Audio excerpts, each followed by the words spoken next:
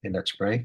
Heavenly Father, we come once again in your presence, O Lord, as fellow believers and servants of yours, O Lord. Thank you for giving us this um, time and day, O Lord, to come together and to minister to one another through your word, O Lord, by studying your word together. Thank you for all the blessings that you have provided for each and every one of us. Pray that you instill your truths and your wisdom to us through this lesson, O Lord. Continually renew our minds and put aside all the wrong misconceptions that we have of your truths, O Lord, and replace them with what is truly your will that you have revealed in your word, O Lord. Guard our hearts and our minds as we come to this study. May be praised and glorified through this, Lord, and may you strengthen our understanding and our faith by the power of your Holy Spirit, O Lord. May we come to know the third person of the Trinity, who is the source of power for a Christian. That may we understand the ministry and his role in our lives, O Lord. Thank you, O Lord, for all of us here today, O Lord. May we be blessed by this study and may you be glorified. All of this I pray in the name of Jesus, our Lord and Savior. Amen. Okay, so good evening po sa lahat. So we are going to look at our next topic, which is the person and the ministry of the Holy Spirit. Okay? Ngayon, napaka-importante pong topic ito kasi usually the Holy Spirit is the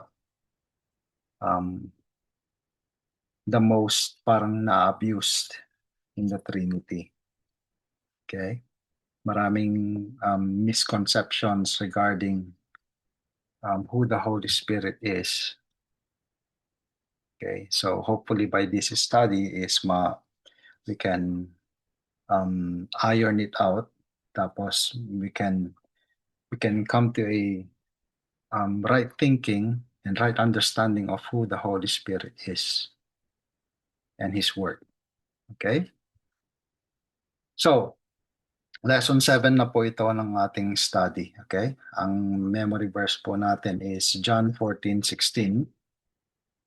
By the words of our Lord Jesus. Okay? Sabi niya dito, I will ask the Father and He will give you another helper that He may be with you forever. Okay? So, napakadaling i-memorize. Okay, I will ask the Father and He will give you another helper that He may be with you forever. Okay. Objectives. Anong objectives natin sa lesson na to? First objective is to impress upon the student that the Holy Spirit is a person. Okay? But importante po yon. To impress upon the student that the Holy Spirit is a person. Okay. Second, to give the student an understanding of the essential deity of the Holy Spirit. To give the student an understanding of the essential deity of the Holy Spirit. And then third is to explain the Trinity. To explain the Trinity. Okay? Alam ko maraming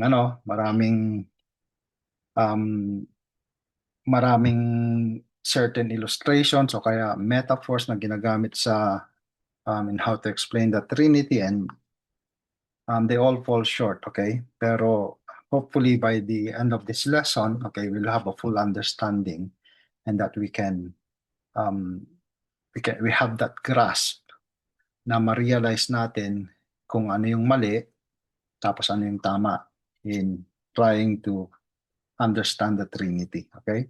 And then number 4 objective is to give an overview of the role of the Holy Spirit, of the role of the Holy Spirit or the Spirit, capital S, in the Christian's life. Okay, so 4 objectives po yun. So, first, in this lesson, okay, we will survey the biblical evidence for the personhood of the Holy Spirit, okay? And itatakal muna natin yung the person of the Holy Spirit. Second, second plan is we'll briefly look at the deity of the Holy Spirit, and we'll be reintroduced to the doctrine of the Trinity. Okay? And then third plan, step in the plan is that we'll look at the ministry naman ngayon, ministry of the Holy Spirit. Okay? When we say ministry, what are the works of the Holy Spirit? Okay? And then usually we see this in the Bible. Okay, this includes the sealing, kaya baptism of the Holy Spirit and the filling of the Holy Spirit. Okay, those are 3 works that we read in our Bibles, especially in the New Testament. Now, many Christians don't fully understand it. Okay, and then it seems na they interchange, or sometimes they parang they make it as synonymous.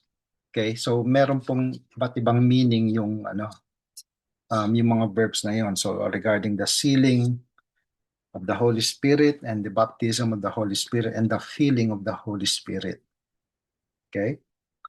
So that's the plan for this lesson. Okay? Common questions na masasagot dito sa lesson na to is, first is regarding the Trinity. Okay, how can 3 distinct persons be one God? Okay, it's important na maintindihan natin yon at mai-explain natin in a sense na will not fall into a heretical view. Okay. Second question is, what is the difference between the baptism of the Holy Spirit and the filling of the Holy Spirit? Okay. So, yun po yung mga common questions na um, makli-clear up dito sa lesson na to. Okay? Okay, so let's dive in. Okay? So, first of all, hindi ko alam kung busy ang lahat, pero if you're not busy, okay, I would like to get a little input from everyone, okay, kung sinong makakapag-share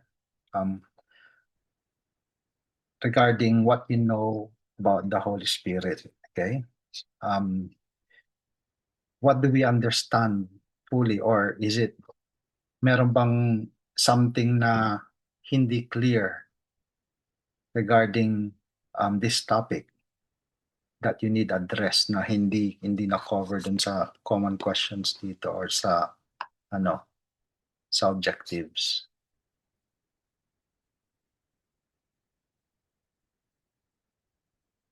Okay. Okay, sige. So we'll move on, okay? So hopefully by as we go on with our lesson, okay, it will raise up more questions, and then it will be clarified, okay?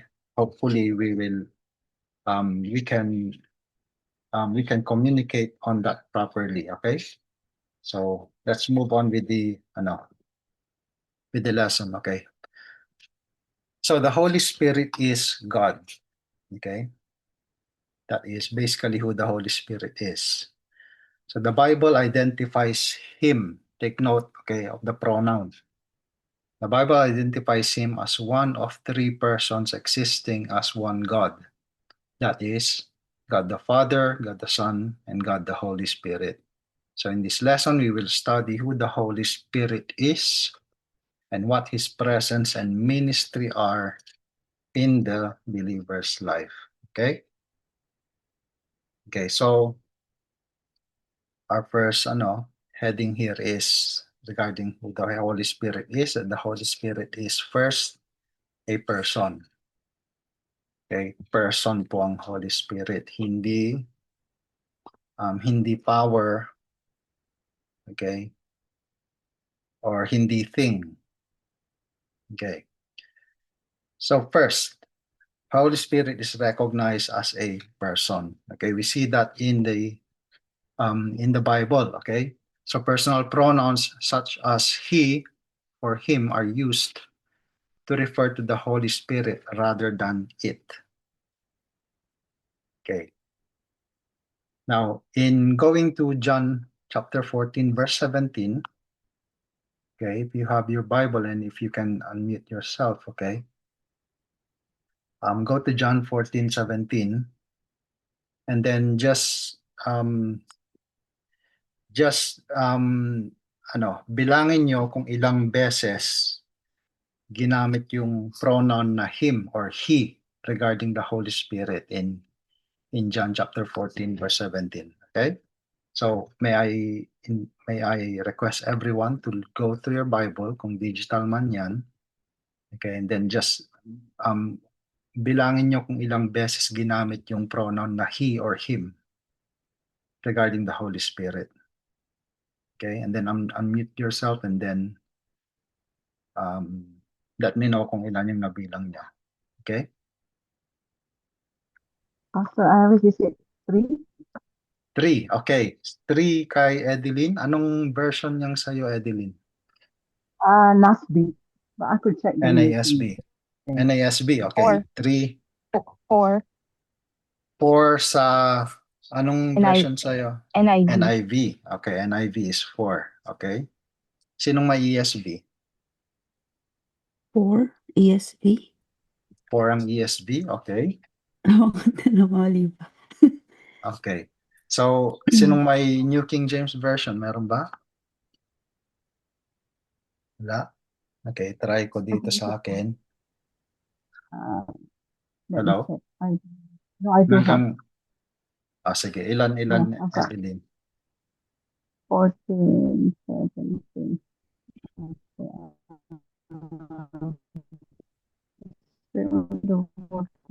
Because 14, 17. 1, 2, 3. Tatlo din. Tatlo rin. It's also two. Okay. Sa New King It's James, also okay? two. Okay. Binibilang ko rito 1, 2, He and him, 3, yeah. 4. Apat sa New King James. Okay. He and Oh, I him. thought that's what I missed. He or him. Okay. Okay, so well, this exercise is basically para lang makita natin na kahit anong translation yan, okay, your Bible refers to the Holy Spirit as a person and in a masculine way. Okay? Masculine ang pronoun na ginagamit sa Holy Spirit. Okay, so basically we only use a pronoun in referring to a person. Okay, so it's clear that the Holy Spirit is a person because the Bible, the people in the Bible refers to the Holy Spirit. Jesus himself in this verse refers to the Holy Spirit as a he. Okay? So, Holy Spirit is a person. Clear with that? Clear po tayo doon? Yes. Okay. Okay, so let's move on, okay? Now, there are attributes of personality. If you're a person, you have a personality. Okay? Okay, let's go through the first one, intellect. Okay? Intellect, sabi dito, He, the Holy Spirit, possesses the ability to know and understand reality. Okay? Romans chapter 8, verse 17, verse 27. 27, please. 27. Okay. Sige, Edeline, can you read it? Yes. And he who searches the heart knows what the mind of the Spirit is, because he intercedes for the saints according to the will of God. Okay. So the Holy Spirit has anong sinasabi dyan ni Apostle Paul? He who searches Yes, the heart knows what the mind. mind. Okay. So the Holy Spirit has a mind. Okay. And take note, a mind is different from the brain. Okay. The brain is the material thing, yung mga physical na yung mind, it is where logic comes from. Okay. It is the immaterial part of a person. Okay, so the Holy Spirit has a mind. Okay. Next, in 1 Corinthians chapter 2, verse 10.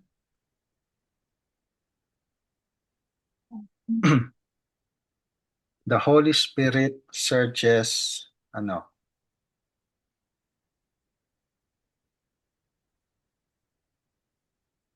Everything. everything. Okay. Everything. And what else?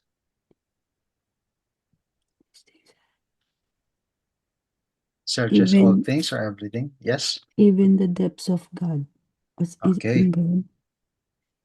Yes. Thank you, Sister Lori. So even the deep things of God. Okay. So the Holy Spirit is the one who searches all things. Ibig sabihin, alam niyang lahat. Okay. And then even the things na ang Panginoon lang nakakaalam. Okay. Mga sikreto ng Panginoon, alam niya. Because of course, the Holy Spirit is God. Okay. Next, 1 Corinthians chapter 2, next verse, okay? The Holy Spirit knows, anong sabi diyan? A person's thoughts except the spirit of that person which is in him. So also no one comprehends the thoughts of God except the Spirit of God. Okay. So, the Holy Spirit, alam niya ang lahat sa tao, tapos ang ang pati ano ang thoughts ni God is alam din ng Holy Spirit. Okay? Even so, no one knows the things of God except the Spirit of God. Okay. Etong importante tayo hindi natin maintindihan ng Panginoon. We cannot understand God. Okay? So let's just deal with that na reality that we can never understand the things of God. Okay? And the Bible is the things of God. Okay? The Bible is the things of God. So on our own, okay, kahit gaano pa natin basahin ang Bible, we will never fully understand it on our own. Okay, let's be clear. The only way kaya naiintindihan natin, okay, halimbawa, kahit gaano ko i-explain or gaano natin i-explain sa isang taong hindi Christian ang salita ng Diyos, hindi niya magigets. Because the person needs a help, okay? At yung help na kailangan ng person, hindi ko may ibibigay. Ang kaya ko lang ibigay ay yung explanation, pero hindi niya magigets kasi yung mind niya will not get it. the person needs the Holy Spirit. Para yung Holy Spirit, He's the one who knows the things of God, and then siya yung magpapa-illuminate dun sa tao.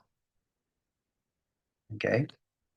So a person who is not a Christian will never understand. Okay? And before we move on, okay, anong difference ng Christian, isang taong who is saved, who is a Christian, to a person who is not a Christian? Anong pinaka-basic na difference? Dwelling of the Holy Spirit. Yes, indwelling of the Holy Spirit. Okay? So that means a Christian has the Holy Spirit. Okay? And itatakal natin to, okay? When we say indwelling of the Holy Spirit, means the Holy Spirit is dwelling in the person. When the Holy Spirit makes His residence in a person, that's when a person becomes a Christian. Okay? Dapat mag-indwell God, the Holy Spirit, to the person, and makes you His temple. Makes your body His temple. Okay? And then you are basically a Christian. And then maintindihan mo. That's why you can only understand the gospel. Any person can only understand the gospel because the gospel is basically things of God, right? Things of God. Sabi dito ni Apostle Paul. Okay, so if we don't have the Holy Spirit, we'll never understand the gospel. We'll think it's foolishness. So when a person understands the gospel and then comes to terms with who Christ is, his sinfulness, comes to repent, confess and repent, and turns to Christ, okay? Because that's the work of the Holy Spirit. Okay? Natakal natin yan dati sa salvation, last topic. Okay?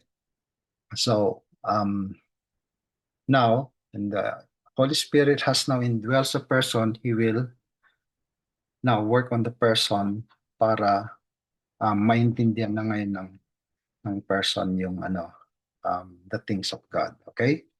So, the Holy Spirit has a mind, and He knows the thoughts of God because the Holy Spirit is God. Okay? Second, regarding emotion. Okay? So the Holy Spirit, possesses the ability to experience emotion. Okay? Go to Ephesians chapter 4, verse 30, and then record the emotion that was attributed to the Holy Spirit. Ephesians chapter 4, verse 30. Do not grieve. Do not grieve the Holy Okay. Spirit. Yes, thank you, Adeline. Okay, so emotion is grief. Okay? Okay. And then next, let's go to number 3, volition. Okay? The Holy Spirit, He possesses the ability to determine or act decisively. Okay? My decision making, Holy Spirit. Okay? Leads the decision or judgment in which the Holy Spirit demonstrates His attribute of volition. Okay? In 1 Corinthians chapter 12, verse 7. And then Acts chapter 13, verse 2.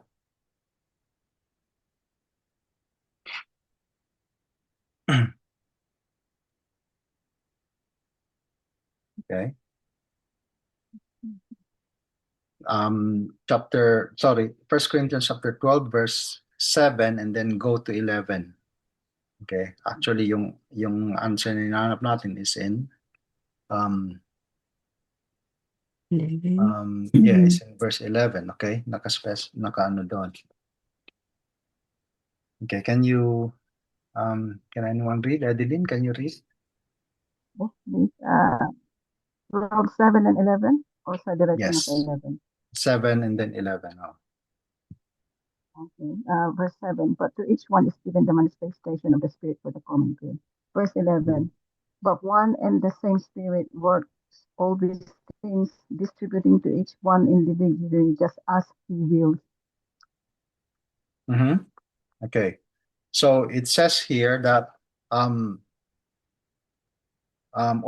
these are empowered by one and the same Spirit. Okay, the Holy Spirit is the one who empowers each one, given the manifestation of the Holy Spirit, which are Christians. Okay, Paul is talking about Christians, that all of us, we have the manifestation of the Holy Spirit who works in each and every one of us and empowers us to do the work of God.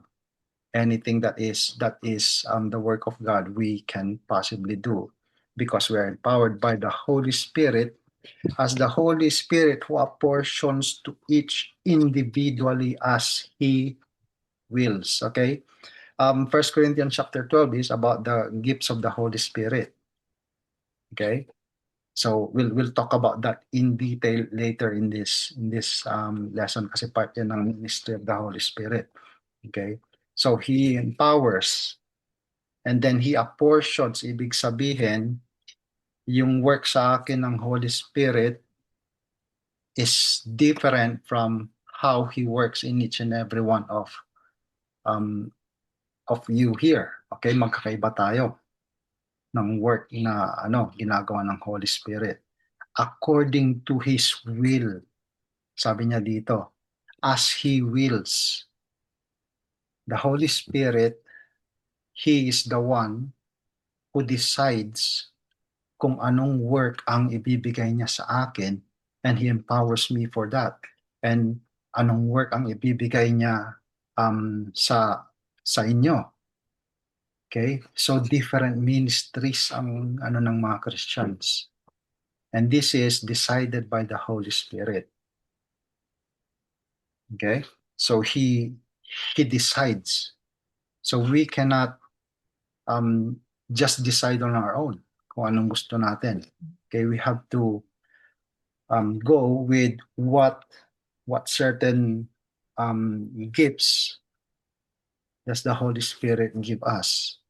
Okay, pero we'll go on to that later on. Okay, I know we're opening a can of worms here, pero may explain natin that. Okay, what about Acts chapter 13 verse 2? Okay, Acts chapter 13 verse 2.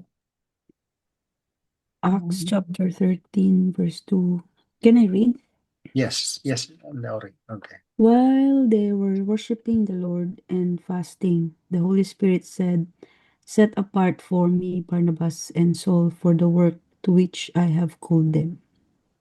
Okay, thank you. Okay, ang sabi ng Holy Spirit dito, set apart for me Barnabas and Saul for the work to which I have called them. Okay, the Holy Spirit is the one who decides kung ano yung ipapagawa niya, kung anong ministry ang ina-allocate niya for Barnabas and Saul. Same is true with every Christian. We have different ministries. Okay? So, pag ako halimbawa is i-decide ko na wala naman ako, hindi naman ako mahilig sa mga bata halimbawa, okay? Tapos I will decide, hindi, gusto ko ako magturo sa mga sa mga kindergarten na Christians, tuturuan ko sila. Okay, pero wala naman akong patience sa mga bata halimbawa. Okay, asar na asar ako, madali akong sa mga bata. So baka hindi yun yung ministry na the Holy Spirit is calling me to work on. Okay, so we'll go on with that even further when we go to the ministry of the Holy Spirit. Okay, so the Holy Spirit is a person, to summarize. Okay, and as a person, He has a personal pronoun, he or him. He has attributes of personality. Okay, He has intellect, He has emotion, and the Holy Spirit has volition. He decides and chooses. Okay? So are we clear with that? Okay?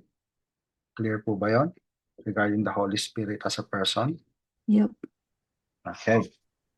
So the Holy Spirit is clearly a person. Okay? Hindi power ang Holy Spirit. Okay. Now, the Holy Spirit here has volition. Okay? He wills. Meron siyang sariling will. Okay. Therefore, question, can we ask the Holy Spirit to do something for us? Yes. Yes po. Yes, okay. So, when we ask the Holy Spirit to do something for us, okay, is that even right na utusan natin yung Holy Spirit? What do you think? Yes po. Kasi you're asking, so, Mhm. di, kumbaga, parang inutusan mo na din siya. Ganun ba? Okay. Kasi you're asking, di ba? Mhm. Mhm.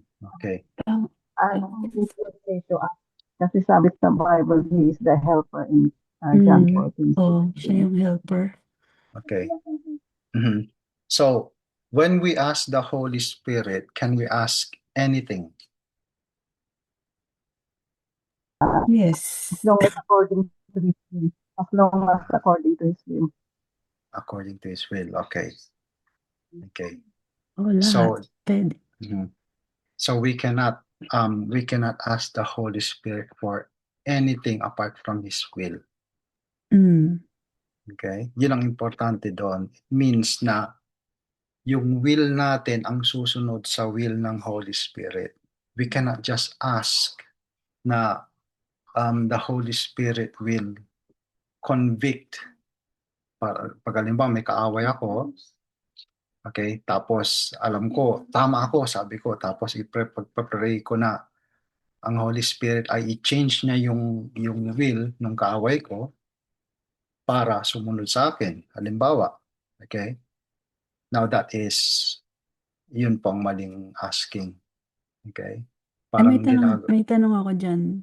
Excuse, Pastor. May tanong lang ako dyan about dyan sa ganyan. For Okay. example, may kaaway ka nga. Pwede mo bang hiningin sa Holy Spirit, ipagtanggol mo ko sa taong ito? Ipagtanggol. So, paano I mo mean, tanggol? I mean, Mhm. I mean ba, hindi ka mahilig makipag-away, Okay. pero yun na lang yung prayer mo, Lord, pagtanggol mo ko sa... Mhm. Pero siguro meron Mhm. din sigurong ano doon sa Okay. idea na Okay. gantihan mo, parang gantihan Then, mo ako. O mhm. gano'n. Para So, sa, can we ask the Lord oo, to pwede give ba us yun? vengeance? Parang ganon. Oo. Oo, pwede ba Ganti mo yun? ako. Okay. Big no. Okay. So, pag meron kasing conflict between two persons, okay? And if one person is a Christian, okay, we have to understand that pag may problema regarding two persons conflict yon, the Christian, or let's say for example parehas silang Christian, okay, it is a counseling issue to eh. Okay, pag mayroong problemang ganyan, okay, the the the person who will counsel the Christian will have to dig deep, and then ipapa ipapa ipapalabas niya doon sa Christian kung ano talaga yung motive, ano yung desire. So when I am asking God for vengeance, ano talaga yung motive ng puso ko? Why do I ask that? Okay? So before we ask God for to do something for us, we have to ask ourselves first, ano bang motibo ko? Bakit ko hinihingi ito kay God? So when I ask for vengeance, kasi inoffend ako ng taong yon, Lord, ipagtanggol mo ko, or kaya give me vengeance, okay? am I saying na mas importante ako dun sa taong yon? Tapos na God has an obligation to defend me kasi anak mo ko eh. Dapat pagtanggol mo ako. Is that my motive? Okay? So we have to be careful when we are gonna counsel people na we have to show in times of conflict na it's hindi lang dalawang tao ang ano, hindi lang two persons ang involved in a certain conflict. There's actually three persons. The person one, offender, person two who is offended, and person three is God, the another offended. Kasi pag na-offend ako ng isang tao, tapos inisip ko na lang na ako yung importante rito, God, tirahin mo siya, send mo yung lightning mo, whatever, okay. I'm saying na, utusan lang kita God, ako importante rito, sundan mo ko. So I'm putting myself in the pedestal of the most important person in that certain conflict. When in fact, the most offended in a certain conflict is God. Because when a Christian sins, pag nagkasalang isang tao, okay, God is offended, and usually we ignore God in conflicts kasi tinitingnan natin ang sarili natin. Okay. Adeline, you're raising your hand? Yeah, I just need to add on that one because it's very normal because we're still in the Mhm. flesh. So it's very easy for us to be offended. But it says, according to the Bible, Ephesians 4:32, be kind to one another, tender-hearted, forgiving each other, just as God in Christ also forgiven you. So Mhm. as a Christian, kung meron pong naka-offend sa atin, uh, it says in the Bible that we have to be kind to one another. Mhm. Na we have to be tender-hearted and we have to forgive each other because God, God Himself has forgiven us. Mhm. So that is why, as a Christian, we bear, as we walk in a Christian life, we bear the fruit of the Holy Spirit, and one of them is love, Mhm. self-control. So I'm sure you will tackle that as well under the fruit of the Holy Spirit.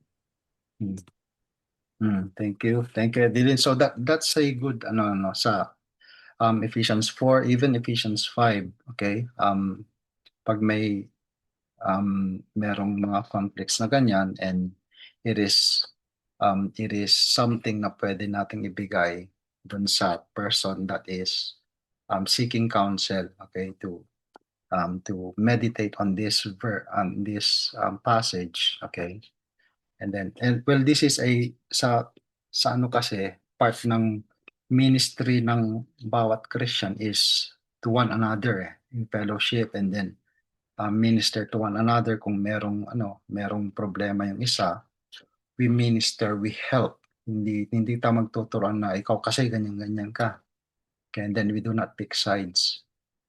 Okay? Kasi alam natin na in a certain conflict, usually yung dalawang tao na nagbabangayan, mali sila parehas. Usually, 100%, okay? May mali yung isa, may mali yung isa. Okay? Usually, ang ginagawa natin, ikaw ang magkamali, tapos ang mali doon kasi, they are both ignoring God. Now, we have to bring back the conversation and make the two parties realize that the person who is really offended is God. Okay, and then when they both understand that, and then they will come into humility. Okay, pero and usually mahirap yan. Okay, mahirap yan so it takes stages to do that. Okay, it takes stages. Pero thank you for that question, Lori. Okay, and Yep, no worries. okay. Thank you rin, Pastor. Okay, thank you. So, okay, so The Holy Spirit is a person, and hopefully that is clear. Okay, now let's go to the next one. Okay, the Holy Spirit is God. The Holy Spirit is God. Okay. So attributes, alam na natin, naintindihan na natin yung attributes of God, right? Yun yung sa ano yan sa third lesson natin, okay? So the Holy Spirit has attributes of deity. Okay? For example, in Isaiah chapter 40, verses 13 to 14, okay, the Holy Spirit has the attribute of omniscience or all-knowing. Okay? Isaiah chapter 40. Let me just read it quickly. Okay? Verses 13 to 14. Okay? Sabi dito, who has measured the Spirit of the Lord, or what man shows him his counsel? Whom did he consult, and who made him understand? Who taught him the path of justice, and taught him knowledge, and showed him the way of understanding? Okay? So, ang object dito, who has measured the Spirit of the Lord? Okay? So the Holy Spirit has the same understanding as the Lord. Okay? So we see that the attribute of omniscience is attributed also to the Holy Spirit. Okay? So yung omniscience na attribute, yun yung isang attribute na si God lang ang meron nun. Okay? So the Holy Spirit has that attribute that makes the Holy Spirit as God. Okay? Next is omnipresent, Psalm 139. If kung sinong mabilis makapunta sa Psalm 139, verse 7, can you read it, please?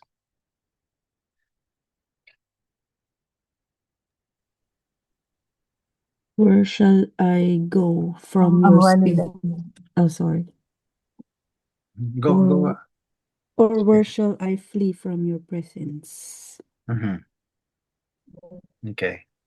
So sabi ni David, where shall I go from your spirit? He's talking to God regarding the Spirit of God. Okay. Or where shall I flee from your presence? Sorry, Edeline. Medyo choppy ka. Okay. And verse 8 noon, okay, if I ascend to heaven, you are there. If I make my bed in Sheol, you are there. If I take the wings of the morning and dwell in the uttermost parts of the sea, even there your hand shall lead me and your right hand shall hold me. Okay, so basically anywhere that David goes, the Spirit of God Sinasabi ata is. si Lynn, ilang siya. Nagcha-choppy nga eh. Hindi ko. Sabihin mo ba? Nag-choppy si Lynn. Sorry, Adeline. Okay. Okay, so the attribute of omnipresence is also an attribute of the Holy Spirit, and this attribute is only attributed kay God lang tong attribute na to. Okay? Yung tatlong omnipresent, omniscience, tsaka omnipotence. Okay? Next, eternal. Okay? Eternality, which means without beginning or end, walang katapusan, hindi, he didn't start to exist, okay, or there's no end to his existence. Hebrews chapter 9 verse 14. Sabi dito, how much more will the blood of Christ, who through the eternal Spirit offered himself without blemish to God, purify our conscience from dead works to serve the living God. Okay? The author of Hebrews called the Holy Spirit eternal. Okay? The eternal Spirit. Okay? Next, truth, veracity, integrity, and integrity. 1 John chapter 5, verse 7. Chapter 5, verse 7. Okay.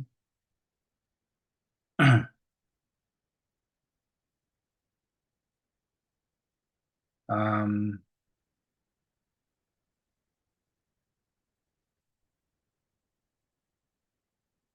okay. In verse 6, okay, this is he who came by water and blood, Jesus Christ, not by the water only, but by the water and the blood. And the Spirit is the one who testifies, because the Spirit is the truth.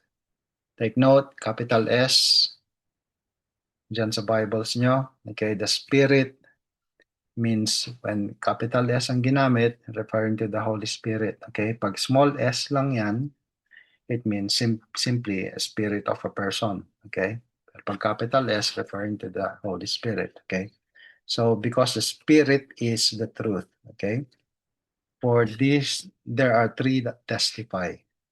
Okay, now this is talking about the truth and the veracity and the integrity of the Holy Spirit. And then in John chapter 16, verse 13, can someone read? When the Spirit of truth comes, he will guide you into all the truth, for he will not speak on his own authority, but whatever he hears, he will speak, and he will declare to you the things that are to come. Okay, thank you. Okay, so Jesus calls, once again, Spirit, capital S, the Holy Spirit, or the Spirit of truth. Okay, remember, he calls the Holy Spirit the Spirit of truth. And then Jesus calls himself the truth. I am the way, the truth, and the life. Okay, and Jesus is God. The Holy Spirit also, that Jesus is referring to, who will come later on, is God. Okay, so these are attributes of the Holy Spirit, that are only attributes of God. So the Holy Spirit is God. Okay, take note. The word Trinity is not in the Bible. Hindi po natin mahanap yung word na Trinity in the Bible. It is a Christian doctrine, okay, na was formulated based on what the Bible reveals, based on what the Word of God reveals, okay? That by the understanding, by what the Word of God reveals, that there are three persons, okay, in the Bible that exhumes deity. Nagmamanifest ang deity. First, of course, is no questions, God the Father. Second is Jesus Christ, God the Son. Third is the Holy Spirit, God the Holy Spirit. That is why the Trinity has been understood as a doctrine. Na yun ang tinuturo ng Bible. Okay? It's not, the Bible's not saying God is a Trinity. Walang word na ganon. Okay? Or walang sentence na ganon. But the Bible reveals that there are three persons in the Godhead. Okay? And that they are different persons. Different persons po. God the Father is not the Son. God the Son is not the Spirit. God the Spirit is not the Father. Okay? So we have yun po ang ang Trinity. There are three persons and they are distinct in their personhood. Okay, but they are the same in essence. Okay. Okay, is that clear? I hope I communicated that the truth properly. Okay. Yep. So the Holy Spirit is an independent person. He's separate from the Father and the Son. Okay. Let's can I ask someone to go and read John chapter 14 verse 26? Chapter 14 verse 26. 14:26. Yes Um, po. But the Helper, the Holy Spirit, whom the Father will send in my name, he will teach you all things and bring to your remembrance all that I said to you. Okay. Thank you. Thank you po. 14:26. Okay. Now, let's examine sino po yung nagsalita doon? Carol po. Hindi. Ay, Ah, si Jesus. sorry, sir. Jesus. Sa verse, nasa verse. Opo. Sinong nagsabi nung ano na yon? Si Jesus. Si Jesus. Okay, Jesus. Okay. Thank you. So, sabi niya si Jesus, okay? But the helper, sabi niya, the Holy Spirit. So, basically, he is pointing to another person. Right? Hindi niya pinopoint yung sarili niya. It's not about him. He's talking to the Holy Spirit. Whom, sabi niya, the Father will send in my name. Okay, so there is a distinction. Itong Holy Spirit, who is the helper, will be sent by the Father in my name. Okay? So we can see here there's truly a distinction between the Father and the Holy Spirit and Jesus also, because it is Jesus who is speaking about the Holy Spirit that will come from the Father. Okay? So malinaw that magkakaiba sila in personhood. Okay? But that the three, okay, Holy Spirit, the Father, and the Son are all God. Okay? So this is why the Trinity is biblical. Okay? The helper will come and he will teach you all things and bring to your remembrance. Take note, okay? Anong ipapa-explain ng Holy Spirit sa kanila and bring to their remembrance all that I have said. Lahat ng sinabi ni Jesus Christ. Lahat ng tinuro niya, it is now the Holy Spirit who will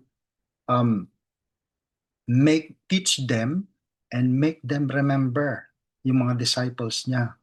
Which is why nung umalis when Jesus was crucified and when he ascended into heaven, yung mga apostles, mga disciples niya, takot na takot sila. Hindi nila alam, hindi sila marunong magsalita in a way. Okay? But once in the day of Pentecost in Acts chapter 2, the moment the Holy Spirit comes into them, okay, and dwells in them, that's when they were empowered and now they can speak to the point that Peter preached his first sermon. He suddenly remembers everything that Christ had said, and now they became a living testimony.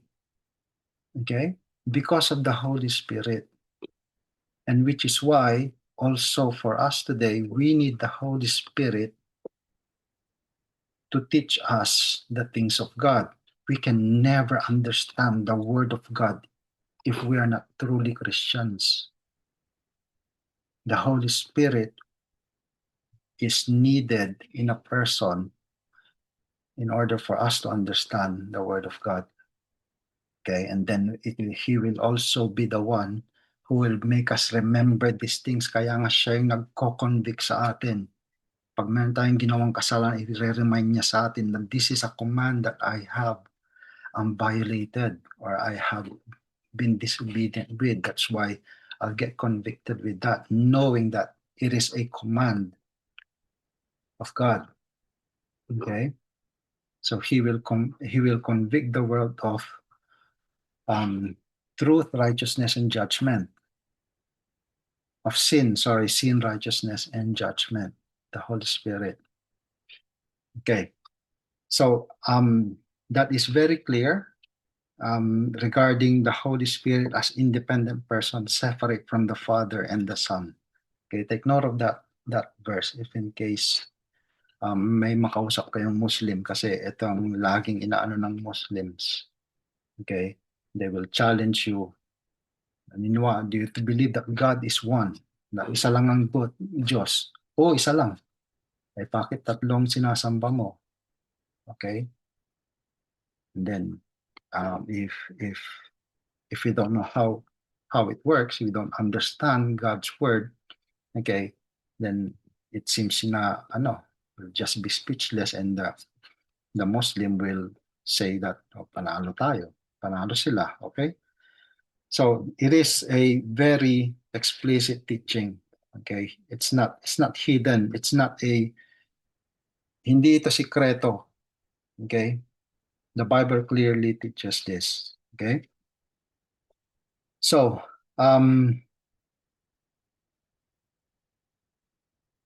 okay.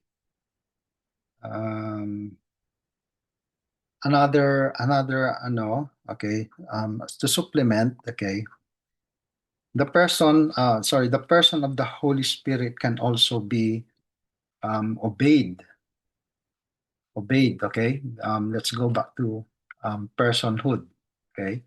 So we only looked at intellect, emotion, and volition, okay. The Holy Spirit as a person can also be obeyed. It means that he gives commands. Okay, in Acts chapter 10, verses 19 to 21. And then the Holy Spirit can also be resisted. Okay, Acts 7:51. Okay, I'll just mention the verses. If you want to go through them later, okay, you can do so. Okay, Acts 10, ano ulit, Pastor? Acts chapter 10, verses 19 to 21. Okay. Yep, thank you. And then so the Holy Spirit can also be resisted. It means when he says he says something, okay, we can resist the Holy Spirit. Acts 7:51. But of course, if we resist, we're already sinning, okay? Kaya nga nagigrieve yung Holy Spirit if we sin. Okay? Acts chapter 5 verse 3, the Holy Spirit can be lied to. Okay? This is the case ni yung dalawang mag-asawa, si Ananias and Sapphira. Okay, when they lied to the Holy Spirit and they were caught. Okay, and then they died in the congregation. Okay, the Holy Spirit also can be insulted. Hebrews chapter 10 verse 29, and then we can grieve the Holy Spirit. Ephesians chapter 4 verse 30, and then we can blaspheme the Holy Spirit also. The Holy Spirit can be blasphemed. Okay, Mark chapter 3 verses 28 to 29. Okay, and then another some more, okay, to supplement for the person of the Holy Spirit. The Holy Spirit speaks. Well, we see it already dun sa nung he separated Barnabas and Saul for the ministry in Acts chapter 13. Okay, and also we can see it in Acts chapter 8 verse 29. Okay, and then in here, yung tinignan natin sa John chapter 14, John chapter 14 verse 26, that the Holy Spirit will teach. Okay, so he does meron siyang ginagawa, okay, to show that he is a person. He distributes spiritual gifts in 1 Corinthians chapter 12 verse 11, and then he convicts the world of sin in John chapter 16, verse 8. The Holy Spirit also searches. We've already looked at that. The Holy Spirit testifies. John chapter 15, verse 26. And then the Holy Spirit guides and he acts and directs. Okay, guides and directs in Acts chapter 16, verses 6 to 7. Okay, so he's the one who guides and he directs. Okay, siya dapat ang when we pray, instead of us, okay, thinking that the Holy Spirit is a servant to us, kasi that's what people think, okay, that we can just ask anything we want and the Holy Spirit will give us. Okay, sabi dito, He's the helper, sabi ni Jesus. Pero helper in a sense na tutulungan niya tayo, okay, para ma-accomplish natin yung will ni God, hindi yung tutulungan niya tayo sa anumang gusto natin. Okay? So that is what this means. The Holy Spirit will help the Christian, okay, to accomplish the will of God. He is the one who empowers. Okay? So if a Christian does things, tries to obey according sa kanya lang, na hindi siya nagre-rely on the Holy Spirit, you'll just do it on your own without by ignoring the Holy Spirit. Okay, the Christian is sinning. Okay, legalistic na yon. You're doing your own, na akala mo kaya mong gagawin ko to para kay God. Okay, take note, we can only be empowered by the Holy Spirit. Any type of work, even in preaching or in evangelizing, in sharing the gospel. Okay, if we try to share the gospel without acknowledging the presence of the Holy Spirit who indwells in us, nakakalimutan natin, okay, we are sinning. Okay, we are just relying on our own, and that is legalistic. Okay, so we have to always recognize the Holy Spirit, and then come to a spirit of humility. Now I can do only these things through the Spirit of Christ who is in me. Okay, so supplemental lang po yun, okay, na pwede nyong okay, so we have 10 minutes to go. Okay, so the Holy Spirit is God. Okay na po tayo doon? Okay? Okay po. Okay. So, dagdag po natin, okay, Romans chapter 8, verse 2. He is also called the Spirit of life. Okay, remember Jesus calls himself the way, the truth, and the life. Okay, and then he calls also the Holy Spirit as the Spirit of truth, right? And then in Romans chapter 8, verse 2, okay, Paul calls the Holy Spirit the Spirit of life. Okay, equating once again the deity of the Holy Spirit, because life only refers to God and through Jesus Christ. Okay, the Holy Spirit also is referred to as the living water in John chapter 7, verses 38 to 39. Okay, and then Peter calls the Spirit, the Holy Spirit, the Spirit of glory in 1 Peter chapter 4, verse 14. Okay, just like Jesus Christ is called the Lord of glory by the Apostle Paul in 1 Corinthians chapter 2, verse 8. And then the Father is called the Father of glory once again by Apostle Paul in Ephesians chapter 1, verse 17. Okay, and God says that he will not share his glory to anyone else. But it seems like the Father shares his glory with the Son and the Holy Spirit. Okay, which simply equates deity to the three. Once again, strengthening the doctrine of the Trinity. Okay, so so those are just some of the okay, marami pa, okay, nilalagpasan ko na yung iba, so that we can move on. Okay, so now that is the Trinity. Okay, so the Father is, yun yung first lesson natin. Okay, remember yung lesson natin, lesson 1 is actually the Bible, the Word of God, 1 and 2. And then lesson 3 is about God the Father. Okay, lesson 4 and 5 is about Jesus Christ, God the Son. Okay, and then lesson 6, which natapos na natin, is about salvation. Okay, the work of anong na-accomplish ni Jesus. Okay, and then now we are looking at the work of who the Holy Spirit is and his work. Okay, and we touched on the work of the Holy Spirit in salvation. That's why I'm always trying to emphasize now, a person can never be saved without the Holy Spirit first.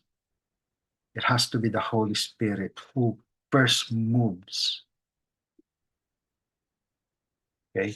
Hindi, when the person does not get saved, na i-initiate ng person yung salvation niya. Okay? The moment when, that's why we emphasized before, last week, the effectual calling. There's two types of callings in a person's life.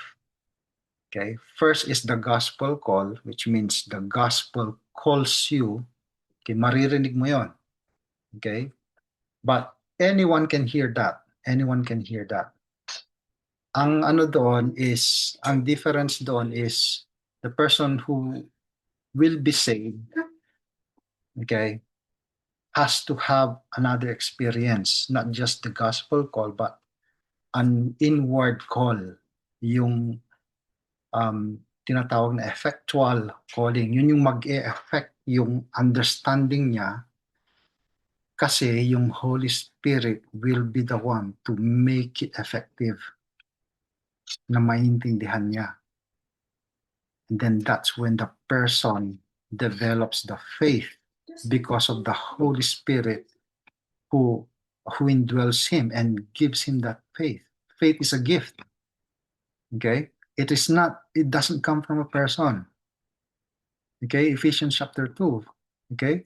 For by grace you have been saved through faith. Okay? It is a gift.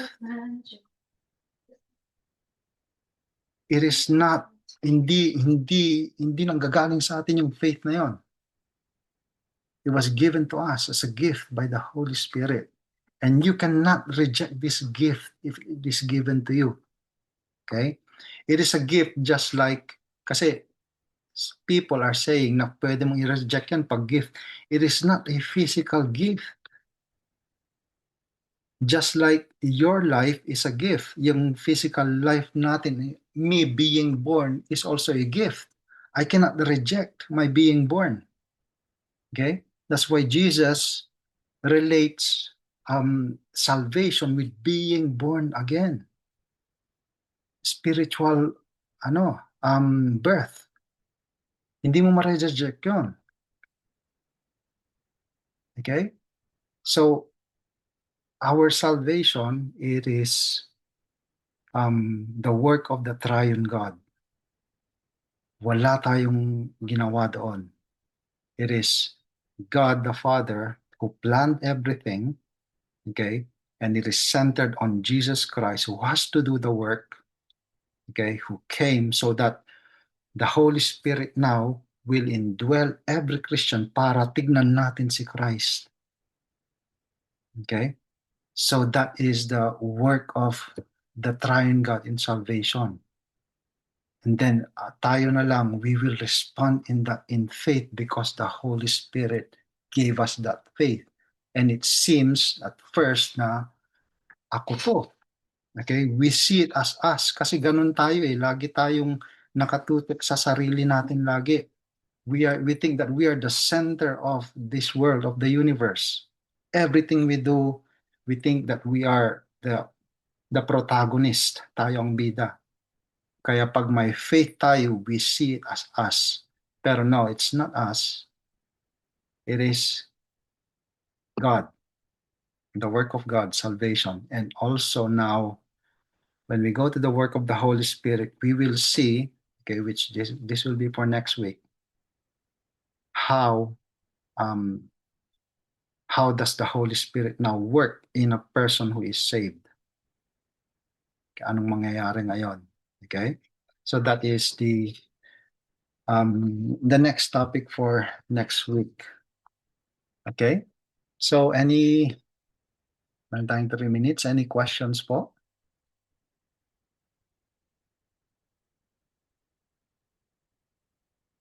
Or if you have any clarifications?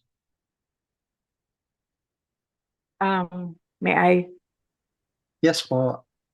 Yun pong, ito yung sinasabi na, yung parang sinasabi nilang election, di ba? Yes, it is. Yes. So it is about the sovereignty of God in salvation. O tapos the irresistible grace that Mhm. we cannot, sabi nyo nga, reject. Mhm. So, yung regeneration Mhm. comes prior to what, yung indwelling. faith. Paano ba Before yun? faith. Indwelling muna. So Before we have that faith, Yes, so regeneration sabi ano yung precedes faith. sequence doon? Oh. Regeneration precedes faith. You have to be born again first before you can have faith. It means kasi we are basically spiritually dead according kay Paul sa Ephesians 1. Patay tayo. Ang spirit natin is dead. So which is why we cannot respond to the spiritual things of God. We have to be born again, sabi ni Jesus Christ, in a sense na nung tinanong siya ni Nicodemus in John chapter 3, you have to be born again. Ibig sabihin, is not referring to a physical birth, but a spiritual birth. So ibig sabihin, dapat mabuhay, maging born yung spirit mo, maging alive siya para makarespond to the things of God. And the one who does the regeneration, or the one who does the work of regeneration or making someone born again is the Holy Spirit, who has to indwell the person. Kailangan I like to use the word possess. Okay? Kasi papasok ang Holy Spirit sa tao and He will now quicken yung spirit natin para mag-respond. And then that's Bubuhayin when niya muna. Bubuhayin niya yes. muna. Yes po. And then that's Kasi, when so yung response natin, parang regardless, kasi kailan ba yung meron akong, just last night we were talking about yung, di ba, yung Book of Life, siya na nagsulat nun, di ba, si God. So nakasulat na doon, di ba? Nakasulat na yung mga talagang nandun. And wala nang dapat bura-bura, di ba? Yung kasi sa Revelation parang meron pang sinasabing I will erase, parang gano'n, di ba? May mga Well, opo. Meron pong So, mga warnings. Opo. oo, warning yon. Mhm. Oo. Warning yun. Pero yung kung nakasulat na doon, syempre alam niya, he's all-knowing, di ba? Mhm. So, alam na niya yung mga totoong nandun. Oo. Pagka wala doon, ay hindi, he was the one who wrote the Mhm. names on the book of life, no? Mhm. And sino yung nabablot out yung Mhm. yung mga hindi overcomers, di ba? Parang ganun pa. Those Mhm. who overcomes will Mhm. will not be Oo. blotted out from the book. So ganito kasi yan eh. We are looking kasi when we try to understand yung salita ng Diyos is that we live um in a different let's say dimension than God.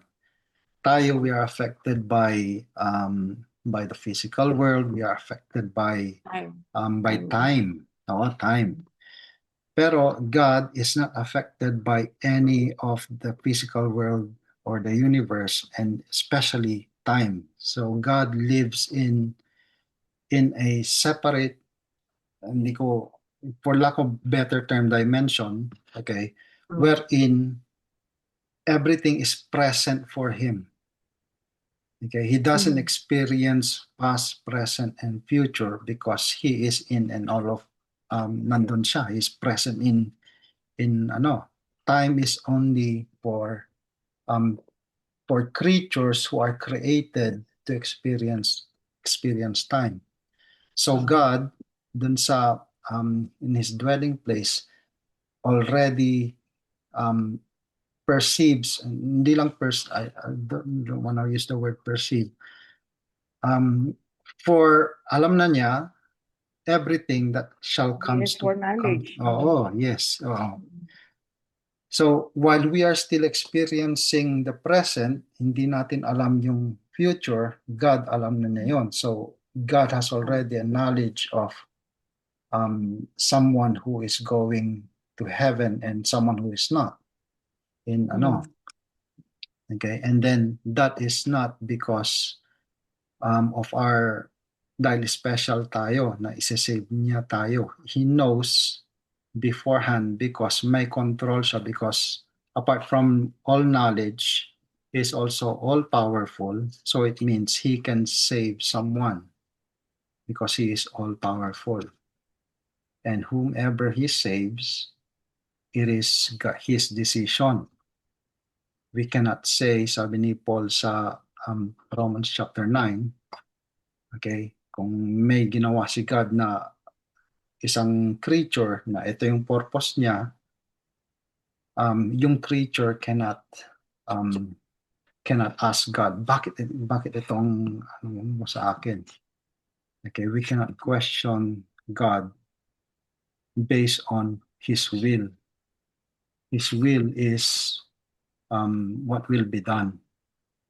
And napakahirap na doctrine to kasi we are looking at it. People are looking at it in a we are very emotional kasi, and that is part of natin experience natin that God Human gave nature. us. Oo. God gave us that. It is a grace na ma-experience natin ng emotion um, para um, para we can pour out supposedly ang emotion natin to God, to praise Him in the greatest of emotions. Dapat usually we are designed, God created us to use all our avenues for Him. Pero we are using all of this for our own selves. So kaya yun ang that's why when we try to interpret this, nagiging emotional tayo dahil we are looking at it in our own perspective. Okay, and yes po, so this is what the Bible teaches, and it is undeniable. So, thank you po Ate Carol sa Oo. Um, At parallel truths naman ata din no na Mm-mm. kasi hindi sabi nung iba hindi para tayo ang tumanggap, di ba ganon? Kasi pinapatanggap di ba? Mm-mm. Kasi Mm-mm. yun na nga, sabi niya nga, it precedes Mm-mm. ano yun, regeneration precedes the Faith. granting Precedes that faith. gift of faith. Mm-mm. So Opo. yung accepting Jesus into our hearts sa Mm. parang there's a ano there, no? That, Parang opo.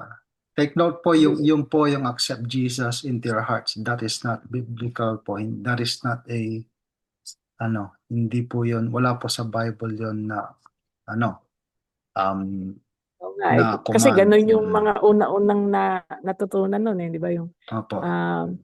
I knock at your door, if you, di ba, yung ganun sa Revelations, Opo. I will come and dine with you, ganun. Opo. Sa Revelation 2, opo. Mm. So, thank you po. Okay. Thank you for the Sa question. ano ulit? Sa Thursday ulit? Yes, hopefully, let me check. Apologies po ngayon dahil hindi ko alam na day off pala ako ngayon. Ini-expect ko ay Okay, so next week. I-expect mo may overtime ka. Hindi. Thursday next week, okay lang. Thursday next week. Same time po tayo next week. Okay? Merong So, merong sinulat si Lynn, Journey of Salvation. sa group chat. Okay. Okay. So, journey of salvation, repentance, justification, sanctification. Okay, so we looked at this dun sa sa Romans, Yung sa ang tawag doon? Sa Romans, ang tawag doon? Golden chain of salvation, sabi nila. Okay? For those whom he foreknew, he also predestined. He predestined, he called, whom he called, he justified, and whom he justified, he glorified. Romans chapter 8. Okay? So repentance is already a fruit of salvation. Okay? Alin? So, at mauna tong justification. Okay? Repentance is a fruit already of salvation. Okay? Hindi ka masisave pag nagrepent ka. Okay? You are already saved, kaya ka magre-repent, kaya ka nag-respond in repentance. Okay? Kasi pag sinabi mong, okay, kailangan kong mag-repent para ma-save ako. So, unahin ko yung repentance. So, you are making it your work. Okay? Para ma-save ka. So, justification muna. Okay? Justification, it's another doctrine na napakalawak din. Pero to make it simple, it is basically the judge, okay, it is a legal term, judge saying na you are not guilty. God is the judge. Kahit gumawa ka ng kasalanan, dami mong kasalanan, okay, pero ang judgment ni God, He justified you. He says, you're not guilty because Jesus took the punishment, the penalty of your sin. So you have no jail time. Okay? So yun ang pinakasimple explanation ng justification, pero napakalawak pa yan. Okay? Dahil ginamit yan ni Apostle Paul in his letters. Okay? But okay, so thank you for that, Lynn. Okay, so we'll end here. Okay, and then we will continue next week. Okay, same time, same channel. Okay. Okay, sige. Let's close with a word of prayer. Okay, let's pray. Heavenly Father, we thank you, oh Lord, that you have indwelled our lives and even our minds, oh Lord, that you gave us the understanding, you quickened our souls and our spirits in even our understanding, our minds, so that we can come and discuss and reason with one another and understand your word, your truths that you have revealed to us, O Lord,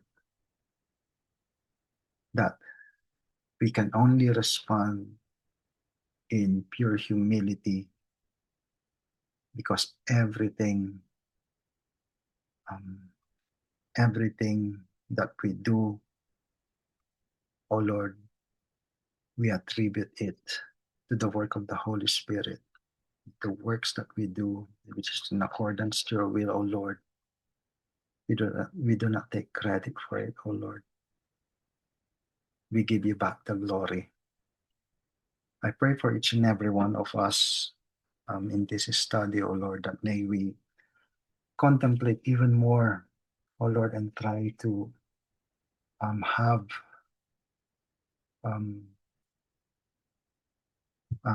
the understanding and the focus of the work of the Holy Spirit in us, O Lord.